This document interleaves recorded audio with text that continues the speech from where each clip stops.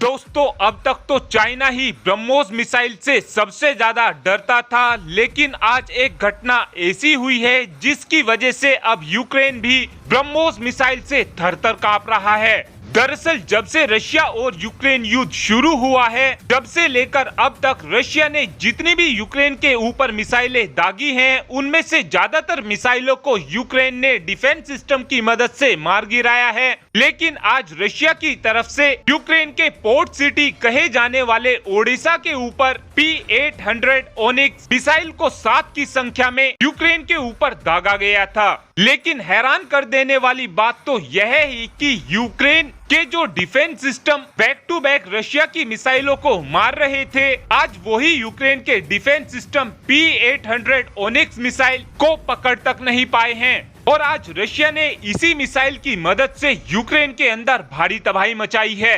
P-800 onyx missile की speed 3000 kilometre प्रति घंटा है। ये एक सुपरसोनिक एंटीशिप क्रूज मिसाइल है और भारत और रशिया ने इस मिसाइल के बेसिस पर ही ब्रह्मोस मिसाइल को बनाया है। और आपके याद ही होगा, अब से करीब एक हफ्ते पहले ही रशिया की तरफ से भारत से ब्रह्मोस मिसाइल मांगी गई थी, लेकिन ब्रह्मोस एरोस्पेस ने रशिया को ब्रह्मोस मिसाइल फिलहाल देने से बिल्कुल मना कर दिया था, क्योंकि फिलहाल रशिया और यूक्रेन युद्ध चल रहा है। इसीलिए ही ब्रह्मोस एरोस्पेस की तरफ से ब्रह्मोस मिसाइल को रशिया को नहीं दिया गया था। जिस मिसाइल के बेसिस पर ब्रह्मोस मिसाइल बनाई गई थी, यानी कि P-800 ओनिक्स मिसाइल, आज टेक्नोलॉजी और स्पीड के मामले में ब्रह्मोस मिसाइल ने P-800 ओनिक्स मिसाइल को बहुत ही ज्यादा पीछे छोड़ दिया है। क्योंकि जहां पर P-800 ओनिक्स मिसाइल की स्पीड 3000 किलोमीटर प्रति घंटा है, वहीं पर ब्रह्मोस मिसाइल की स्पीड 3704 किलोमीटर प्रति घंटा होती थी, जिसको अब बढ़ाकर 5556 किलोमीटर प्रति घंटा कर दिया गया है। जिससे अब आप खुद ही आइडिया लगा सकते हैं कि जो यूक्रेन 3000 किलोमीटर प्रति घंटा की रफ्तार से आ रही मिसाइल को नहीं रोक पाया,